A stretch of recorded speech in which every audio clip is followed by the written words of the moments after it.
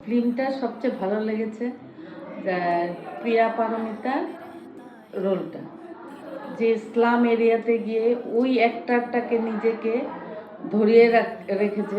My heart মোৰ বৰ ভাল লাগিছে, সৰু সৰু বস্তুবিলাক যে দেখুৱাইছে এইটো মোৰ বৰ ভাল লাগিছে। হিৰো যে হিৰো তাৰ ফেচ আৰু এক্সপ্ৰেশ্যন খুব ভাল লাগিছে, আৰু প্ৰিয়াৰ एक्टिंग तो मोर बहुत ভাল লাগিছে।